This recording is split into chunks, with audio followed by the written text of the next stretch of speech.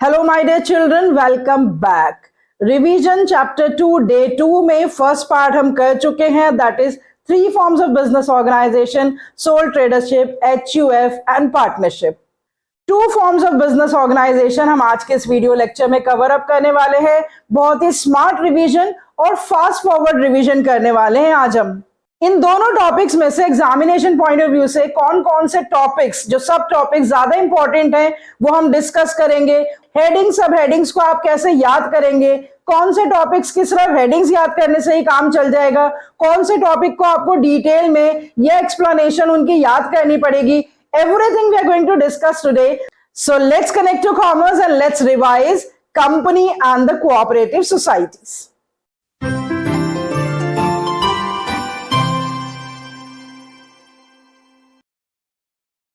बच्चों, cooperative societies से इस साल के सैंपल पेपर में कोई भी क्वेश्चन नहीं पूछा गया, लेकिन इसका मतलब ये बिल्कुल नहीं है कि ये चैप्टर या ये टॉपिक इंपॉर्टेंट नहीं है। वेरी इंपॉर्टेंट टॉपिक है ये, और इसमें हमें 4 सब टॉपिक्स करने हैं। Concept of the cooperative society, advantages of the cooperative society, limitations of the cooperative society and types of cooperative societies. और ये बात मैं आपको पहले ही बता चुकी हूं कि किसी भी टॉपिक के आप सिर्फ फीचर्स अच्छे से याद कर लीजिए, तो एडवांटेजेस और लिमिटेशंस अलग से रटने की आपको जरूरत नहीं है। तो कोऑपरेटिव सोसाइटी के एक बार सारे फीचर्स दोबारा से रिवाइज कर लेते हैं। यहां पर मैंने फीचर्स लिख रखे हैं। किसी भी फॉर्म ऑफ ऑर्गेनाइजेशन के जो फीचर्स है ना, वो इन्हीं बेसिस पे आप याद करेंगे। Formation, members, management and control, liability, continuity and capital formation. तो कोऑपरेटिव सोसाइटी के भी ये 6 इंपॉर्टेंट फीचर्स हैं कि कोऑपरेटिव सोसाइटी फॉर्म कैसे होती है। It is form by the registration as per the cooperative societies act 1912। Cooperative society में मेंबर्स के बारे में क्या बताया गया है कि इसके वॉलंटरी मेंबरशिप होती है, मिनिमम 10 लोग चाहिए होते हैं और मैक्सिमम इसमें कोई लिमिट नहीं होती है। कोऑपरेटिव सोसाइटी की मैनेजमेंट एंड कंट्रोल कौन करता है? It is controlled by the managing committee which is the elected representatives of the members and elected by the members of the cooperative society. Cooperative society में liability कैसी होती है? Liability limited होती है members की, as against the unlimited liability in the partnership and the sole tradership.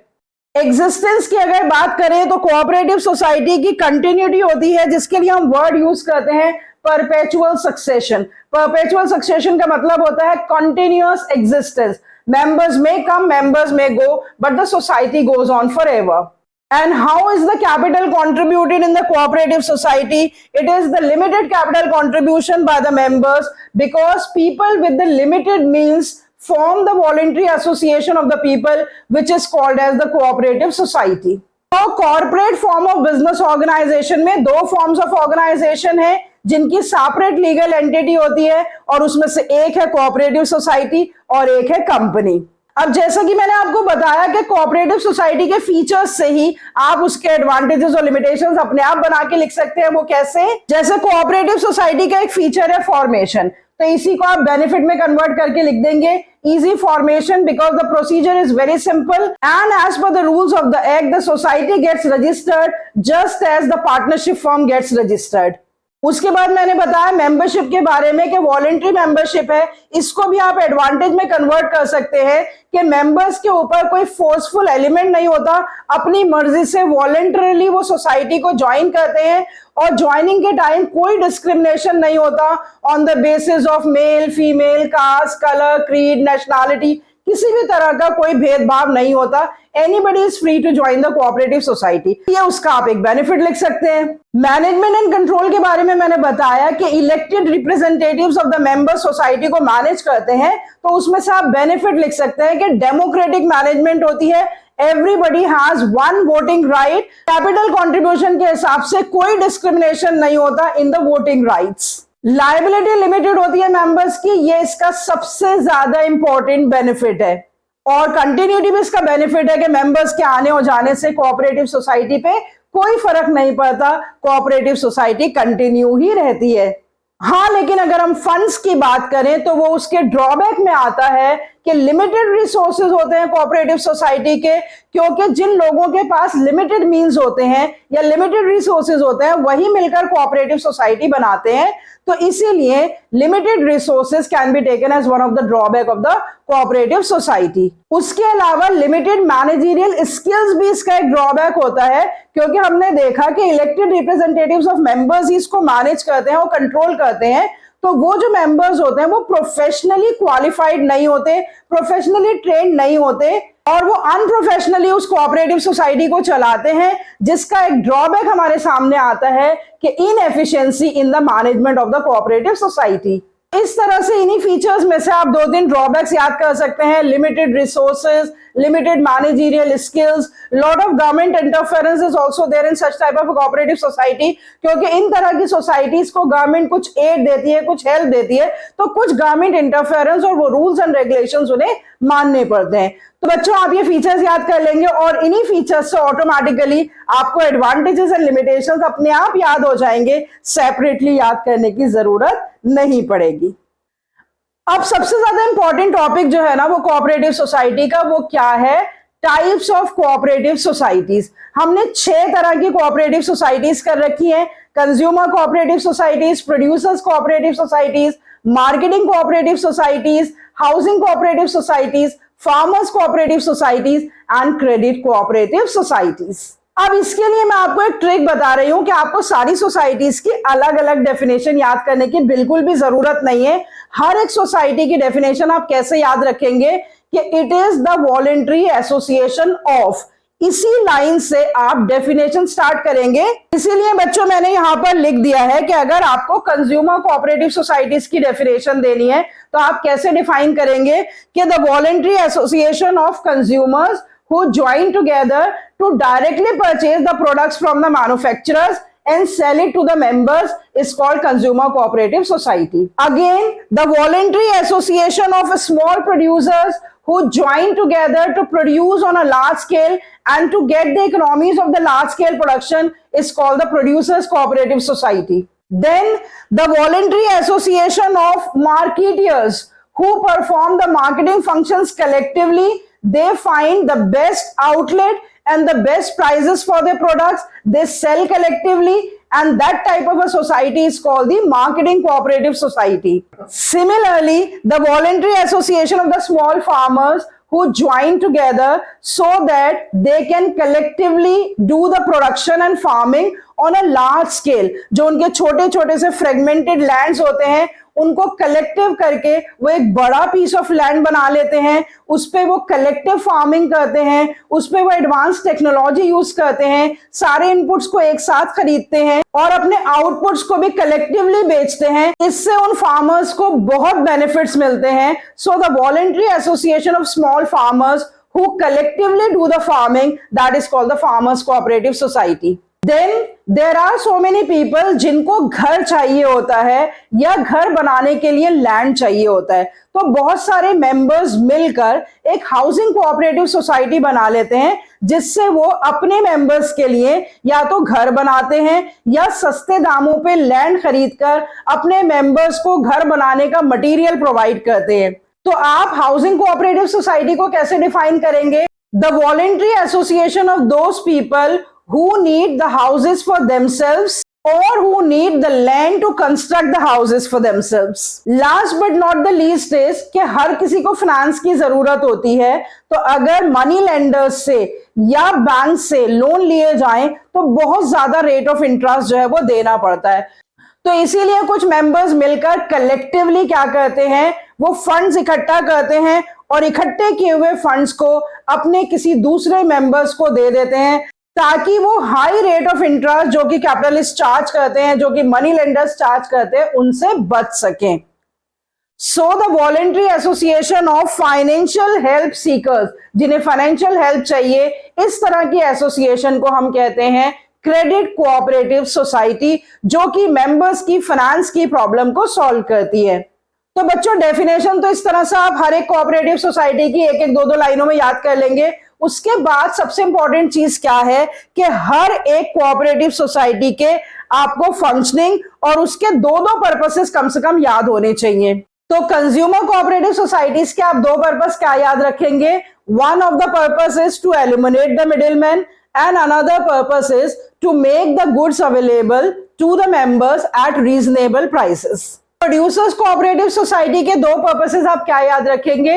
एक purpose तो ये होता है कि सारे स्मॉल प्रोड्यूसर्स मिल करके इनपुट्स खरीदते हैं ताकि उनको economies of large scale production जो है वो अवेलेबल हो जाए, और दूसरा पर्पस ये होता है कि वो अपनी बार्गेनिंग पावर जो है वो बढ़ा लेते हैं by selling their outputs collectively. Marketing cooperative societies के दो फंक्शन आप क्या याद रखेंगे? कि ये सोसाइटीज जो हैं अपने मेंबर्स के लिए सारे मार्केटिंग फंक्शंस परफॉर्म करती हैं, वेयर हाउसिंग, ट्रांसपोर्टेशन, पैकेजिंग, और अपने प्रोडक्ट्स को बेस्ट पॉसिबल प्राइसेस पे मार्केट में बेचने का काम करती हैं। फार्मर्स कोऑपरेटिव सोसाइटी के दो पर्पसेस क्या याद करेंगे? That these societies helps the farmer to do the large scale farming and to avail the benefits of advance farming. दूसरा purpose, that these societies help the farmers to provide all the inputs that are required for farming and to find the best markets for their output. Housing cooperative societies, पहला purpose, these societies help the members to construct their own houses, or these societies buy the large piece of land, they construct the houses for the members and provide the houses to the members at the reasonable prices. Credit cooperative societies के दो purpose आप क्या याद करेंगे? That these societies provide any type of financial help, credit facilities and loan to the members at the very nominal rates, and they provide the facilities to the members to make the repayment of the loan in installments. So these societies solve the problem of finance for its members. तो बच्चों, cooperative society के features, उसके advantages, उसकी limitations, 6 types of cooperative societies, हर एक type of cooperative society के दो दो पर्पसेस, इतना आप रिवाइज कर लेंगे and I hope that you will be able to answer any type of a question, whether it is a direct question or a subjective short question or long question or a case study, you will be able to answer it very confidently. चलिए बच्चों, अब revise करते हैं company form of business organisation. Company form of business organisation में भी basically 4 important topics हैं: company के features, उसके एडवांटेजेस, उसकी limitations and types of companies. फिर उसके बाद है फॉर्मेशन ऑफ अ कंपनी, जिसमें हमें stages in the formation of a company करनी है and documents used in the formation of the company. तो पहले बेसिक 4 टॉपिक्स रिवाइज कर लेते हैं। कंपनी के फीचर्स एक बार जल्दी से देख लेते हैं। इंपॉर्टेंट फीचर्स क्या हैं? जैसे अभी हमने कोऑपरेटिव के फीचर्स करे हैं, उन्हीं बेसिस पर अब हम कंपनी के फीचर्स को एक बार रिवाइज कर लेते हैं। देखिए, कंपनी की फॉर्मेशन जो है, it is form by registration as per the companies act 2013। तो कोऑपरेटिव सोसाइटीज एक्ट से फॉर्म होती है और company form of organisation companies act के हिसाब से फॉर्म होती है। फिर मेंबर्स की बात करते हैं। कंपनी में 2 तरह की कंपनीज हम बेसिकली अभी पढ़ेंगे, private companies and public companies. तो मिनिमम प्राइवेट कंपनी के 2 मेंबर होते हैं, पब्लिक कंपनी के 7 मेंबर होते हैं, और मैक्सिमम प्राइवेट कंपनी के 200 मेंबर होते हैं, और पब्लिक कंपनी में कोई लिमिट नहीं होती। Come to the third feature, management and control.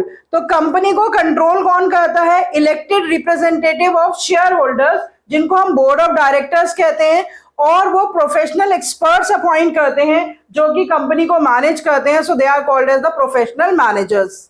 अब लायबिलिटी का फीचर सेम है। कंपनी फॉर्म ऑफ ऑर्गेनाइजेशन में भी शेयर होल्डर्स की लायबिलिटी लिमिटेड होती है। कंटिन्यूटी की अगर बात करें तो कंपनी की भी कंटिन्यूटी के बारे में हम कहते हैं कि it has a perpetual succession. The shareholders में कम एंड शेयर होल्डर्स में go, but the company goes on for ever.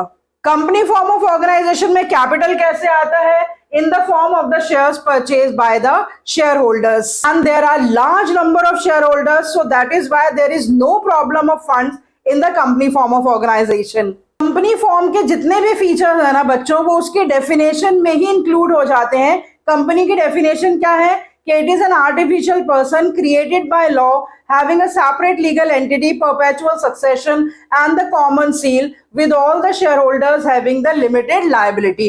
तो ये पूरी डेफिनेशन में कंपनी के सारे फीचर्स इंक्लूड हो गए। तो जो 1-2 फीचर्स रह गए जो अभी हमने डिस्कस नहीं करे, वो है कॉमन सील और आर्टिफिशियल पर्सन। कॉमन सील का मतलब होता है सिग्नेचर ऑफ द कंपनी, क्योंकि कंपनी आर्टिफिशियल पर्सन होती है, नेचुरल पर्सन तो होती नहीं है, क्योंकि it is a group of share holders. तो इसीलिए कोई भी एक पर्टिकुलर सिग्नेचर कंपनी का सिग्नेचर नहीं माना जाता।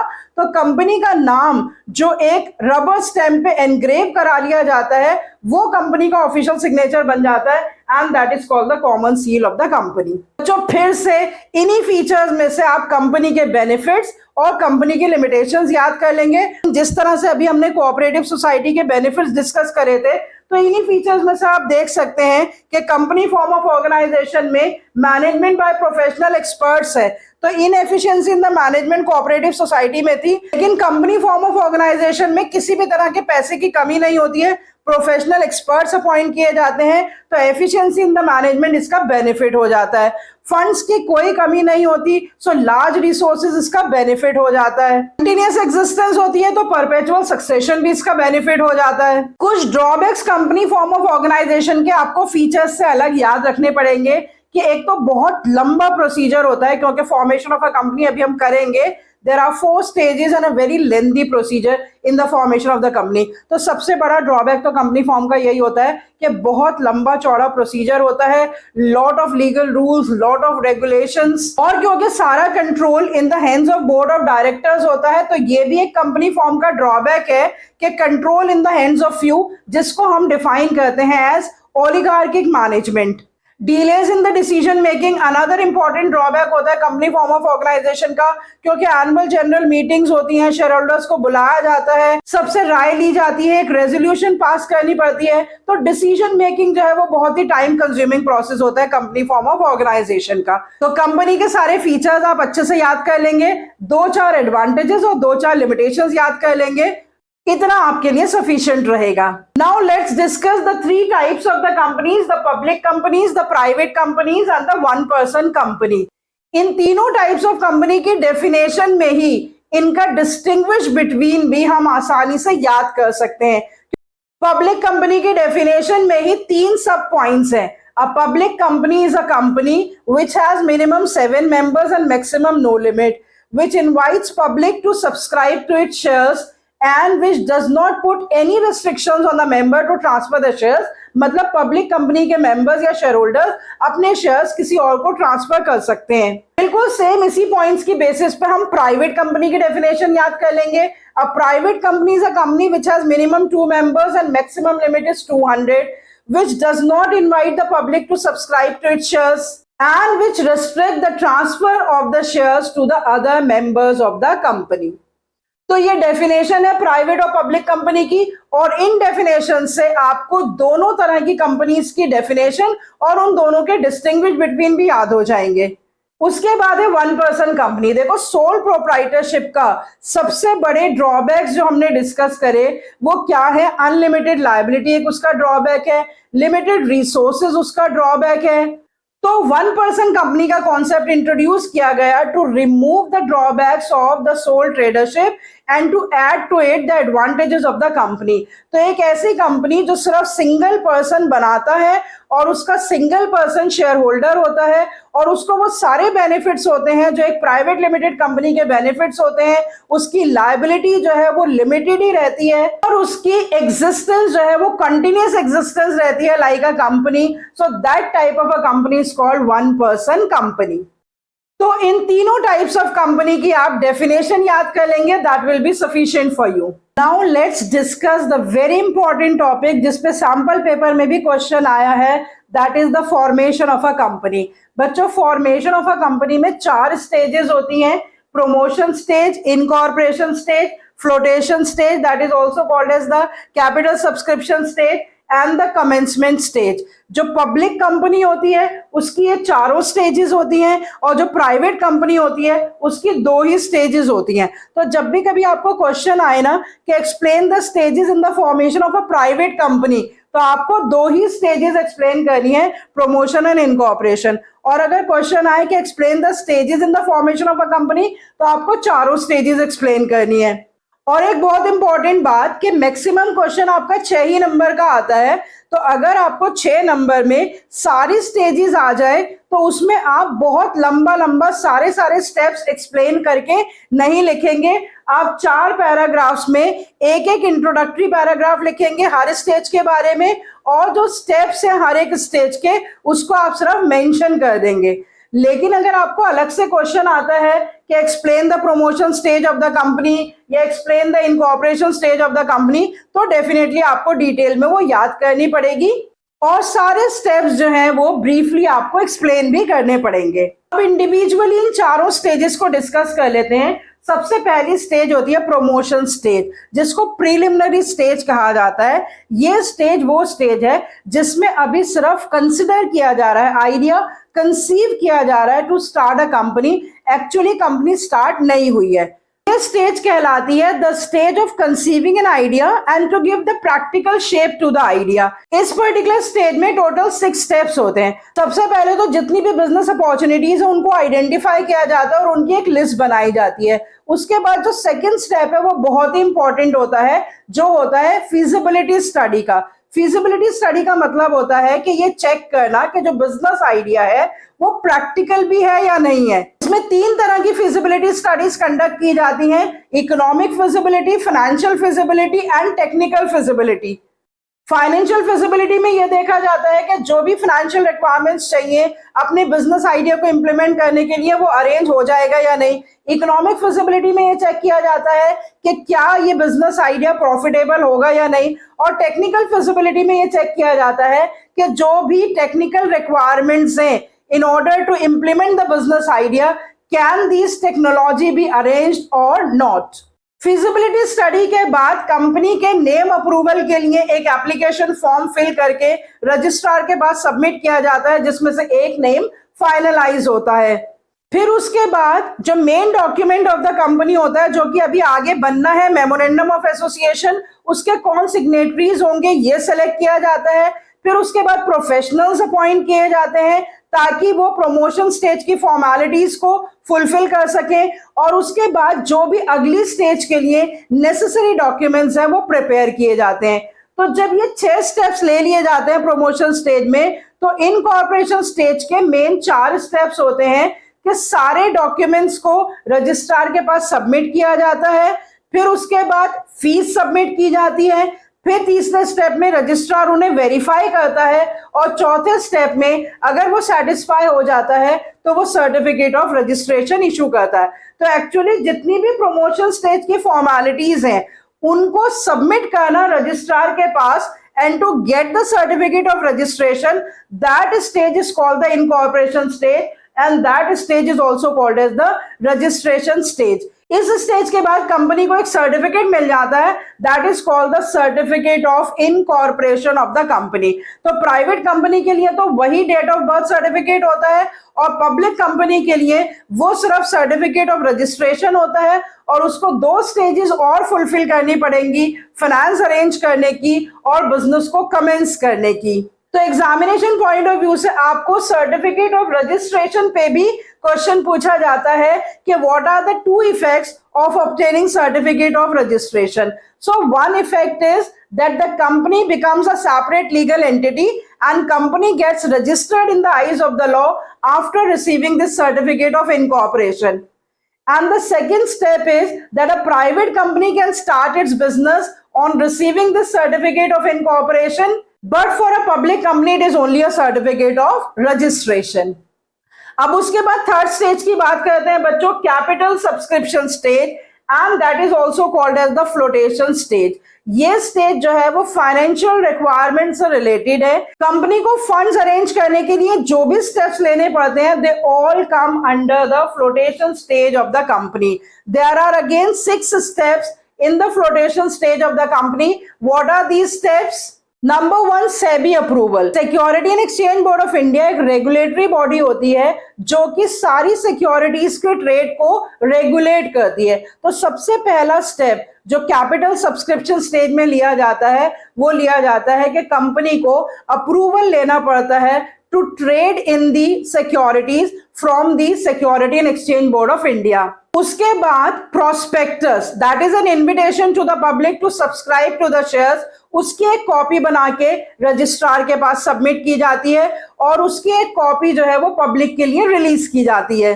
फिर प्रोफेशनल्स अपॉइंट किए जाते हैं, बैंकर्स, ब्रोकर्स एंड अंडरराइटर्स। जब पब्लिक को प्रोस्पेक्टस इशू किया जाता है तो लोग शेयर्स के लिए अप्लाई करना शुरू कर देते हैं और उसके साथ साथ वो एप्लीकेशन मनी देना शुरू कर देते हैं। तो नेक्स्ट स्टेप होता है to get this minimum subscription from the public and that is equal to about 90% of the issue price of the shares.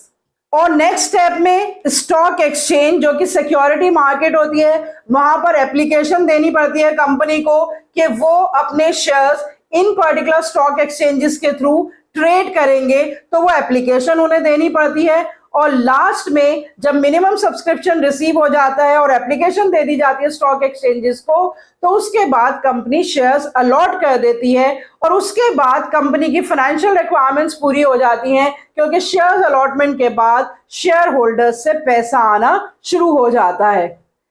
और जो भी कैपिटल सब्सक्रिप्शन स्टेज में कंपनी ने डॉक्यूमेंट्स इकट्ठे करे हैं, अगेन वो सारे डॉक्यूमेंट्स जो हैं वो रजिस्ट्रार के पास सबमिट करने पड़ते हैं। और जैसे इनकॉर्पोरेशन स्टेज में हुआ था, बिल्कुल उसी तरह से रजिस्ट्रार के पास वो डॉक्यूमेंट्स जाते हैं, उसके बाद कुछ फीस दी जाती है, फिर रजिस्ट्रार उन्हें वेरीफाई करता है और फिर वो सर्टिफिकेट ऑफ कमेंसमेंट इशू करता है। तो यहां पर भी 4 सिंपल स्टेप्स लेने के बाद रजिस्ट्रार से कंपनी को सर्टिफिकेट ऑफ कमेंसमेंट मिल जाता है। What are the 2 effects of obtaining this certificate of commencement? A company can commence its business from the date that is mentioned in the certificate of commencement, and number 2, that company has fulfilled all the legal formalities regarding the arrangement of finance.